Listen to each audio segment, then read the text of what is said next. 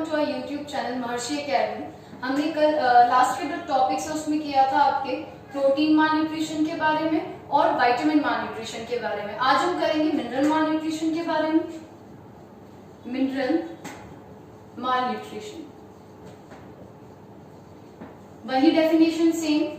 ऐसा माल न्यूट्रिशन जो किससे रिलेटेड है, मिनरल से, या ऐसी डाइट या ऐसा फूड जिसके अंदर मिनरल की कमी या डेफिशिएंसी हो जाती है, उसे हम क्या बोल सकते हैं, मिनरल माल न्यूट्रिशन बोल सकते हैं। मिनरल के बारे में अगर हम थोड़ी सी बात करें तो जैसा कि हमने पहले भी पढ़ा था कि मिनरल और विटामिन जो होते हैं वो नॉर्मली माइक्रो न्यूट्रिएंट्स कहलाते हैं। माइक्रो न्यूट्रिएंट्स का मतलब ऐसे न्यूट्रिएंट्स जिनकी रिक्वायरमेंट जो होती है वो स्मॉल क्वांटिटी में ही होती है, तो ये दोनों माइक्रो न्यूट्रिएंट्स कहलाते हैं। इसके अलावा हमने इसके बारे में एक और बात की थी कि जो मिनरल्स होते हैं वो नॉर्मली प्रोटेक्टिव फूड कहलाते हैं। प्रोटेक्टिव फूड कहलाते हैं। प्रोटेक्टिव फूड का मतलब क्या हो गया कि ऐसे फूड या ऐसे न्यूट्रिएंट्स या ऐसे फूड कंपोनेंट्स जो नॉर्मली बॉडी को बचाते हैं किससे, डिजीज से, या टू फाइट अगेंस्ट डिजीज, उसमें ये हेल्प करते हैं आपके जो मिनरल होते हैं। अब हम पढ़ते हैं मिनरल माल न्यूट्रिशन के बारे में कि अलग अलग जो मिनरल्स हैं अगर उनकी डेफिशिएंसी हो जाती है तो उससे हमें कौन कौन सी कंडीशंस हो सकती है। तो सबसे पहले मिनरल के अंदर बात करते हैं सोडियम एंड पोटेशियम की। पहला आपका है sodium and the second one is potassium. इससे पहले हम ये देख लेते हैं कि सोडियम और पोटेशियम के जो ये आपके मिनरल्स हैं उनका बॉडी के अंदर क्या फंक्शन होता है। तो इनका फंक्शन है आपका सबसे पहले working in muscles, working of muscles, muscles के वर्क में काम आते हैं। मसल्स से जो रिलेटेड जो एक्टिविटीज या फिर जो बायोलॉजिकल फंक्शंस होते हैं वो इनमें हेल्प करते हैं। दूसरा आपका है सोडियम और पोटेशियम का नर्व सिग्नल्स। नर्व सिग्नल्स आपको पता ही जो न्यूरॉन से होते हैं, जो नर्वस सिस्टम में होता है, जो न्यूरॉन से होता है, तो न्यूरॉन के अंदर जो नर्व सिग्नल्स का ट्रांसमिशन होता है, ट्रांसमिशन, आगे जो ट्रांसमिशन होता है, ट्रांसमिट होती है जो नर्व सिग्नल्स, वो भी कौन करवाता है, सोडियम एंड पोटेशियम करवाते हैं। तीसरा आपका है working of muscles, nerve signals का ट्रांसमिशन।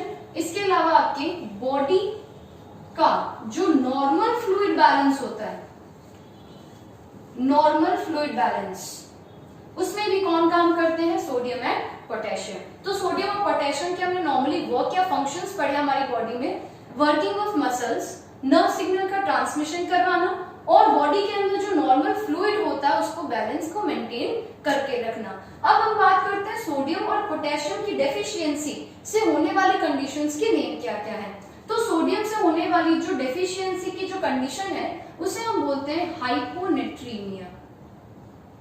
हाइपोनेट्रीमिया इस कंडीशन या ये किसकी कंडीशन है, सोडियम की डेफिशिएंसी से होने वाली कंडीशन। कहने का मतलब है कि अगर सोडियम की जो लेवल है, सोडियम का जो लेवल होता है बॉडी में, अगर उसकी डेफिशिएंसी हो जाती है तो उस कंडीशन को हम क्या बोल सकते हैं, हाइपोनेट्रीमिया बोल सकते हैं। अगर हम बात करते हैं उसी तरीके से पोटेशियम की, तो पोटेशियम का लेवल अगर किसी ह्यूमन बॉडी के अंदर कम हो जाता है तो उस कंडीशन को हम बोलते हैं हाइपोकैलेमिया। नॉर्मली ये बहुत कम पूछे जाते हैं, बट मेन आपको इसमें ये याद रखना है कि सोडियम और पोटेशियम किस किस फंक्शन में आपकी बॉडी में काम आते हैं। हाइपोनेट्रीमिया सोडियम की कमी को कहते हैं, हाइपोकैलेमिया पोटेशियम की कमी या डेफिशिएंसी को कहते हैं। हमने दो मिनरल करे, नेक्स्ट हम करते हैं दो और, जिसका नाम है कैल्शियम एंड फास्फोरस। कैल्शियम और फास्फोरस नाम से आपके पता चलता है कि कैल्शियम और फास्फोरस नॉर्मली आपके बोन्स और टीथ से ही रिलेटेड है, तो उनका नॉर्मल सीधा सीधा फंक्शन आपका बोन्स और टीथ से ही है। तो थर्ड है आपका कैल्शियम और फोर्थ है आपका फास्फोरस। कैल्शियम और फास्फोरस के बारे में मैंने एक लाइन आपको विटामिन के अंदर भी बताई थी कि जो विटामिन डी होता है जिसका नाम था आपकी कैल्सीफेरॉल, जिसकी कमी से या जिसकी डेफिशिएंसी से रिकेट्स होता है, तो विटामिन डी जो होता है वो कैल्शियम और फास्फोरस का एब्जॉर्प्शन करता है, या कैल्शियम और फास्फोरस के एब्जॉर्प्शन में काम आता है कौन सा विटामिन, जो है आपका विटामिन डी। तो विटामिन डी कैल्शियम के साथ मिलकर या विटामिन डी फास्फोरस के साथ मिलकर बॉडी के अंदर प्रेजेंट जो आपकी बोन्स और आपके टीथ होते हैं उनको स्ट्रॉन्ग बनाने का काम करता है। तो इसका अगर मैं फंक्शन को लिखूं दोनों का तो सेम ही है, स्ट्रेंथेंस। किस किस को स्ट्रेंथन या स्ट्रॉन्ग करता है? Bones and teeth. दांतों और हड्डियों को मजबूत बनाने में कौन आपका काम करता है या कौन रिक्वायर होता है? Calcium and phosphorus minerals requirement होते हैं, उनकी रिक्वायरमेंट होती है। इसके अलावा कैल्शियम एक और है कि मसल्स के वर्किंग में भी काम करता है। नेक्स्ट हम बात करें या फिर इसके अंदर डेफिशिएंसीज की बात करें तो कैल्शियम की अगर बॉडी के अंदर डेफिशिएंसी हो जाए तो उस कंडीशन को हम बोलते हैं हाइपोकैल्सीमिया। इसी नाम से है, कैल्शियम के नाम से ये हाइपोकैल्सीमिया। और अगर हम बात करें फास्फोरस की तो वो भी इसी के नाम से है, और फास्फोरस की कमी या फास्फोरस की डेफिशिएंसी अगर हो जाती है तो उस कंडीशन को हम बोलते हैं हाइपोफॉस्फेटेमिया। हाइपोफॉस्फेटेमिया। ये दो आपके हैं, एक तो है कैल्शियम की कमी से होने वाली डेफिशिएंसी को हाइपोकैल्सीमिया और फास्फोरस की कमी से होने वाली को हाइपोफॉस्फेटिया कह सकते हैं। एक्चुअल में हाइपो का मीन्स ही क्या होता है? कमी। हाइपो का मीन्स याद रखना कमी होता है, इसका ऑपोजिट होता है हाइपर। हाइपर का मतलब होता है नॉर्मल से ज्यादा लेवल और हाइपो का मतलब होता है नॉर्मल से कम लेवल। क्योंकि हम डेफिशिएंसीज की बात कर रहे हैं तो हम हाइपो वर्ड ही यूज करेंगे, हाइपर आपके अभी नहीं आएगा। कैल्शियम हो गया, फास्फोरस हो गया आपके। नेक्स्ट हम बात करते हैं आयरन और आयोडीन की। The next one is iron.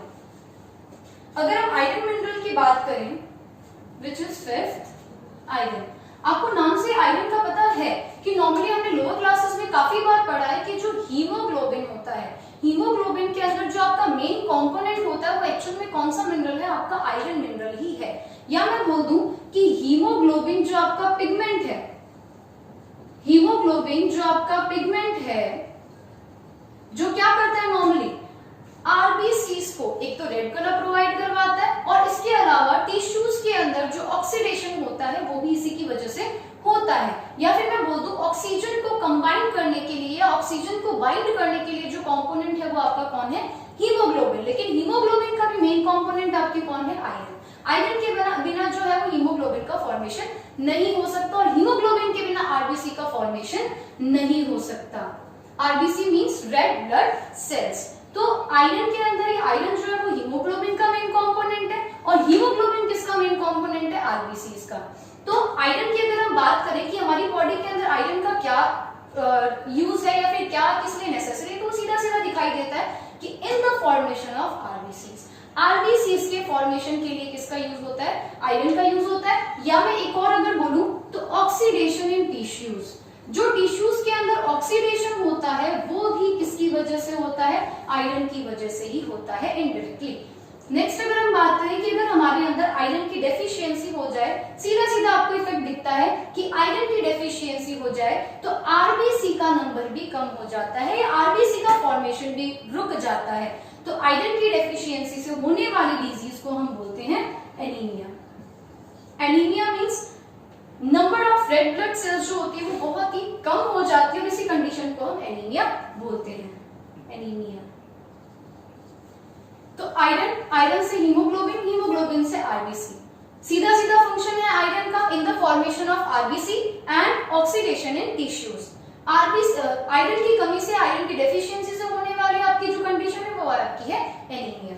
Next हम बात करते हैं आयोडीन की, जो आपका लास्ट मिनरल है। लास्ट है आपका आयोडीन। आयोडीन जो आपका 6th नंबर है। आयोडीन हम सेकेंड चैप्टर में भी आयोडीन के बारे में थोड़ा सा पढ़ेंगे, जो आपके पढ़ेंगे ग्लैंड के अंदर। आयोडीन जो नॉर्मली है वो एक ग्लैंड की एक्टिविटी के लिए रिक्वायर्ड होता है, एक ग्लैंड की जिसका नाम है थायराइड ग्लैंड।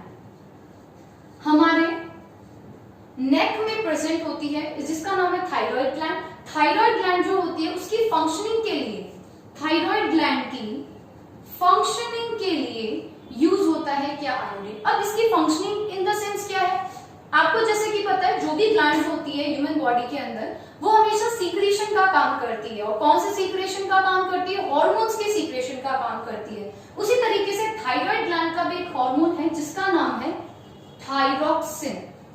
थायरॉक्सिन नाम का जो हार्मोन है वो सिर्फ और सिर्फ किसकी प्रेजेंस में बन सकता है? आयोडीन के प्रेजेंस में। सीधा सीधा फंक्शन आपको दिखाई दे रहा है कि आयोडीन से या आयोडीन की रिक्वायरमेंट या आयोडीन के मिनरल की रिक्वायरमेंट किसमें है? In the formation of hormone thyroxine which is secreted by thyroid gland. अगर इसकी कमी हो जाए तो सीधा सीधा दिखता है कि अगर आयोडीन की डेफिशिएंसी हो जाती है तो थायरॉक्सिन का बनना रुक जाता है। थायरॉक्सिन का बनना रुकना मतलब सीधा सीधा किस पे इफेक्ट पड़ रहा है? थायराइड ग्लैंड पे इफेक्ट पड़ता है। और इस कंडीशन या इससे डेफिशिएंसी से या थायरॉक्सिन हार्मोन की डेफिशिएंसी से होने वाली डिजीज का नाम है गोइटर। गोइटर और एनीमिया बहुत बार आपके पूछे गए हैं, इसीलिए गोइटर और एनीमिया आपका ज्यादा इंपॉर्टेंट है कि गोइटर जो है वो किसकी डेफिशिएंसी से होता है, कौन से मिनरल की डेफिशिएंसी से होता है, तो वो सीधा सीधा आपके आएगा आयोडीन। लेकिन अगर आपको पूछ लिया जाए कि गोइटर किस हार्मोन की डेफिशिएंसी से होता है तो आपको हार्मोन का नेम लिखना है जो है थायरॉक्सिन। लेकिन अगर मिनरल का पूछे दैट इज आयोडीन। एनीमिया की अगर हम बात करें तो एनीमिया के अंदर कौन सा मिनरल की डेफिशिएंसी से होता है तो वो है आपका आयरन। इसके अलावा आयोडीन की अगर अच्छा ये तो आपका क्या था कि थायराइड ग्लैंड की अगर फंक्शनिंग कम होती है तो थायरॉक्सिन उससे क्या होता है? कम बनता है, जिसके कारण होने वाली जो डिजीज है उसको हमने गोइटर कहा। लेकिन एक और टर्म है जो सीधा सीधा सिर्फ इसकी कमी से आती है। अगर आपको कोई नॉर्मली पूछे कि अगर किसी भी ह्यूमन बॉडी के अंदर आयोडीन की कमी हो जाती है तो उस कंडीशन को क्या बोलते हैं? तो उसका नाम अलग है विच इज क्रेटिनिज्म। क्रेटिनिज्म ये आपका एक अलग टर्म है। क्रेटिनिज्म जो है वो आपकी आयोडीन की कमी से होती है, बट गोइटर जो है वो आपकी थायरॉक्सिन हार्मोन की कमी से होती है, जो सीधा सीधा रिलेट किसको करता है? आयोडीन को। इतने हमने पढ़े मिनरल, आपके मिनरल्स इतने ही हैं। सबसे पहले हमने पढ़ा सोडियम पोटेशियम, उसके बाद हमने पढ़ा कैल्शियम फास्फोरस, उसके बाद हमने पढ़ा आयरन एंड आयोडीन। इतने तो आपके थे मिनरल्स। इसके साथ साथ आपका जो फूड वाला टॉपिक है जिसके अंदर आपके अलग अलग कंपोनेंट्स थे, आपकी अलग अलग कंडीशंस थी, आपके अलग अलग माल न्यूट्रिशन के बारे में पढ़ा था, वो आपका कंप्लीट हो चुका है। आपका जो नेक्स्ट टॉपिक आता है दैट इज ह्यूमन हेल्थ। तो नेक्स्ट हम स्टार्ट कर देते हैं ह्यूमन हेल्थ के बारे में। यहां तक आपने अलग अलग कंपोनेंट्स के बारे में देखा, अलग अलग आपने माल न्यूट्रिशन के बारे में देखा, अलग अलग टर्म्स के बारे में देखा जैसे nutrition, nutrients, balance diet, unbalance diet. अब हम देखते हैं फूड, अब हम देखते हैं ह्यूमन हेल्थ के बारे में। ह्यूमन हेल्थ काफी बड़ा है ये टॉपिक, क्योंकि ह्यूमन हेल्थ के बारे में काफी अलग अलग कंडीशंस के बारे में पढ़ेंगे, काफी अलग अलग जो बीमारियां या डिजीज होती है अलग अलग उनके बारे में पढ़ेंगे, उनके सिम्टम्स के बारे में पढ़ेंगे और इसके अलावा उनके प्रिवेंशन के बारे में भी पढ़ेंगे। ह्यूमन हेल्थ के बारे में अगर हम सबसे पहले बात करें तो आपके आता है वाटर। वाटर बहुत इजी सा वर्ड है, जैसा कि हमें पता है as we all know that water plays very important role in our life and in biological functions in a human body. तो वाटर जो है उसके अगर हम सोर्स की बात करें सीधा सीधा कि वाटर के सोर्सेज क्या क्या है या जो हम वाटर यूज करते हैं उस वाटर के सोर्सेज, वैसे तो वाटर के सोर्स बहुत सारे जैसे हम देखते हैं ओशियंस है, सी है, लेक है, बट ऐसा वाटर जो हमारे यूजफुल है या फिर जो हमारे यूज के फॉर्म में है उनकी अगर हम बात करें तो वो है आपकी रिवर्स मतलब नदियां, लेक्स और है आपके अंडरग्राउंड वाटर। ये तीन तरह के जो वाटर के सोर्स हैं उन्हीं का हम नॉर्मली यूज कर सकते हैं बिकॉज और जो आपके बाकी है जैसे सी के अंदर जो वाटर प्रेजेंट है या जो ओशियंस के अंदर वाटर प्रेजेंट है वो होता है in the form of saline water. वो खारा पानी या नमकीन पानी होता है, उसको आप डायरेक्टली यूज नहीं कर सकते हो। तो अगर हम यूजेबल वाटर की बात करें तो वो आपके थ्री सोर्सेज ही है, rivers, lakes and underground water. अगर हम बात करते हैं वाटर के इंपॉर्टेंस की तो उसके अंदर आप देखो, इसके अलावा हम थोड़ा सा और देख लेते हैं कि water is the only substance on the earth. Water is the only substance on the earth which is present in all the three forms of state या states of matter. कौन कौन से? Solid, liquid and gas. ये मात्र ऐसा substance है कौन water जो इस अर्थ पर सॉलिड के फॉर्म में, लिक्विड के फॉर्म में और गैस के फॉर्म में नेचुरली प्रेजेंट होता है। इसके अलावा अगर हम बात करें वाटर के बारे में तो हम नॉर्मल सी बात है, अगर हम ह्यूमन हेल्थ के बारे में बात करें तो हम उसी वाटर के बारे में बात कर सकते हैं जो हमारे यूज के लिए है। यूज के अंदर अगर हम बात करें तो आपके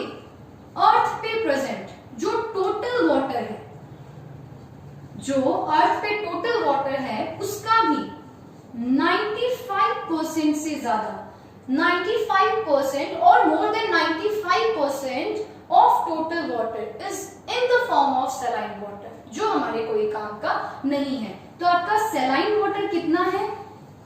95% से भी ज्यादा है। इसके अलावा अगर हम बात करें तो आपका 2% से भी कम, कहने का मतलब है 2% से भी कम जो आपका पानी है वो आपका क्या है? यूजेबल है, या मैं बोल दूं ड्रिंकिंग वाटर के फॉर्म में है। पेय जल जिसको बोलते हैं, या फिर अगर इंग्लिश में अगर हम यूज करें term that is potable water.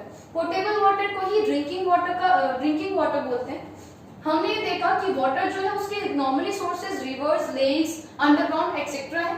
Water एक ऐसा मात्र सब्सटेंस है जो इस नेचर के अंदर तीनों स्टेट्स ऑफ मैटर में पाया जाता है, liquid state, solid state and gaseous state. Water के अंदर अगर हम अर्थ पे टोटल वाटर देखें तो टोटल वाटर का 95% से भी ज्यादा जो पानी है वो आपका सलाइन फॉर्म में है। और अगर हम बात करें 2% से भी कम वाटर जो है वो आपका ड्रिंकिंग वाटर के फॉर्म में है। अब हम बात करते हैं इंपॉर्टेंस ऑफ वाटर की। नॉर्मली क्वेश्चन आता है, या फिर हम इससे पहले बात कर लेते हैं प्रॉपर्टीज ऑफ वाटर। सीधा सीधा क्वेश्चन देखो, अभी तक यहाँ तक जो भी था आपके वाटर के बारे में नॉर्मली क्वेश्चन नहीं आता कि वाटर क्या है या फिर वाटर की क्या क्या सोर्सेज है, ये सब क्वेश्चंस नहीं आते। बट आपका जो मेन क्वेश्चन है इसमें से बनता है वो आपका है properties of drinking water. Properties of drinking water, या मैं बोल दूं पोटेबल वाटर। पोटेबल वाटर नाम से भी आ सकता है। पोटेबल का मतलब होता है ऐसा पानी जो पीने लायक होता है, उसी को हम पोटेबल या ड्रिंकिंग वाटर बोलते हैं। अगर हम बात करें प्रॉपर्टीज के बारे में, नॉर्मली आपके 4 प्रॉपर्टीज ही हैं, जैसे it should be colourless. Colourless मतलब उसके अंदर कोई कलर, मीन्स वो ट्रांसपेरेंट होना चाहिए। दूसरा है ऑर्डरलेस। ऑर्डरलेस, ऑर्डर का मतलब होता है स्मेल, तो उसके अंदर स्मेल नहीं होनी चाहिए, या ऑर्डरलेस होना चाहिए। थर्ड अगर हम बात करें तो free from visible impurities. Visible impurities नाम से पता चलता है देखने वाली जो इंप्योरिटीज है, या कोई कचरा कह सकते हैं, कुछ कचरा या फिर कोई भी जो हमें दिखाई देते हैं वो इंप्योरिटीज नहीं होनी चाहिए। It should be free from visible impurities. And the last one is right balance of minerals. Minerals का राइट बैलेंस होना चाहिए। ये आपकी है properties of drinking water. Normally question आ सकता है कि right the properties of drinking water और पोटेबल वाटर। तो आपकी क्या क्या है? It should be colourless, it should be odourless, it should be free from visible impurities and it should have right balance of minerals। ये आपकी 4 properties हैं। Next हम बात करते हैं, अब हम बात करते हैं फंक्शंस ऑफ वाटर। नॉर्मली आपको पता है बहुत सारे फंक्शंस है, because water is life. Life water दोनों एक से ही है। क्यों? क्योंकि नॉर्मली आपके देखा जाता है कि जितनी भी बायोलॉजिकल एक्टिविटीज होती है, ह्यूमन बॉडी या फिर किसी भी मैं अगर अदर ऑर्गेनिज्म की बात करूं तो उसकी भी अगर हम बात करें तो उन सब में वाटर का बहुत इंपॉर्टेंट रोल है। तो हम स्टार्ट करते हैं, थोड़े से फंक्शंस देख लेते हैं इसके। फंक्शंस की अगर हम बात, फंक्शंस ऑफ वाटर, जैसा कि हमें पता है हमारी बायोलॉजिकल एक्टिविटीज में है।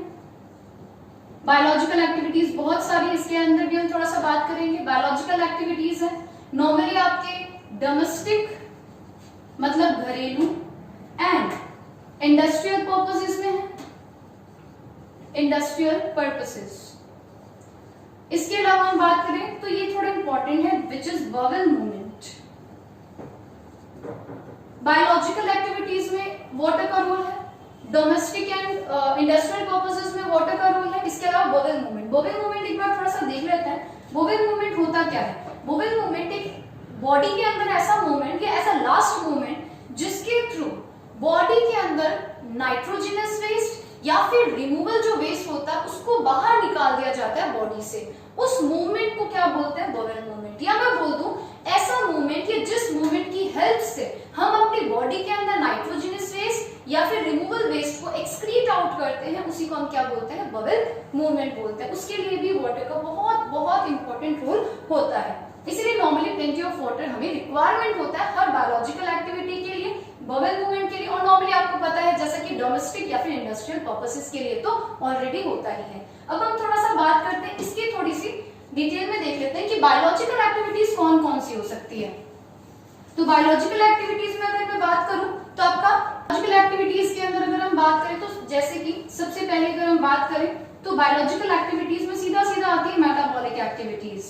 मेटाबॉलिक एक्टिविटीज क्या होती है? जितनी भी बायोलॉजिकल एक्टिविटीज होती है उसी को हम मेटाबॉलिक एक्टिविटीज कहते हैं। मेटाबॉलिक एक्टिविटीज की बात करें तो आपके जैसे कि कैटाबॉलिक और एनाबॉलिक, दो अलग अलग तरह की होती है एक्टिविटीज। केमिकल रिएक्शंस ही होती है, उन्हीं को मेटाबॉलिक एक्टिविटीज कहते हैं, बट वो किसमें होती है? इनसाइड द ह्यूमन बॉडी होती है।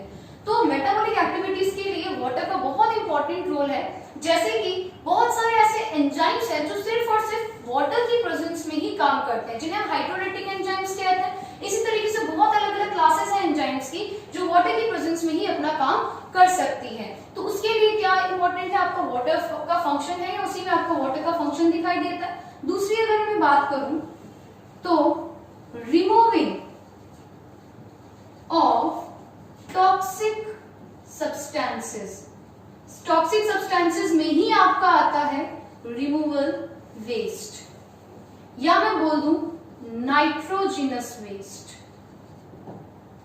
आपकी बॉडी में जितना भी टॉक्सिक सब्सटेंस बनता है अलग अलग मेटाबॉलिक एक्टिविटीज की वजह से या बायोलॉजिकल एक्टिविटीज की वजह से, जो आपका लास्ट का प्रोडक्ट होता है उसी को हम टॉक्सिक सब्सटेंस कह सकते हैं, उसे हम नाइट्रोजिनस वेस्ट कह सकते हैं, उसे हम रिमूवल वेस्ट भी कह सकते हैं। तो ये जो वेस्ट होते हैं, जो सब्सटेंस होते हैं, वो रिमूव करने के लिए भी किसकी जरूरत पड़ती है? वाटर की जरूरत पड़ती है। नेक्स्ट अगर मैं बात करूं तो है आपका रिमूविंग सब्सटेंस हो गया जिससे आपकी बॉडी हेल्दी होती है। इसके अलावा अगर मैं बात करूं तो वाटर में प्रेजेंट फाइबर्स, जो वाटर में फाइबर्स प्रेजेंट होते हैं वो नॉर्मली बॉडी की इम्यूनिटी को इंक्रीज करते हैं। याद रखना, वाटर में जो प्रेजेंट फाइबर्स हैं वो बॉडी की इम्यूनिटी को इंक्रीज करते हैं और इससे आपके बॉडी के अंदर डिजीज के चांसेस बहुत कम हो जाते हैं।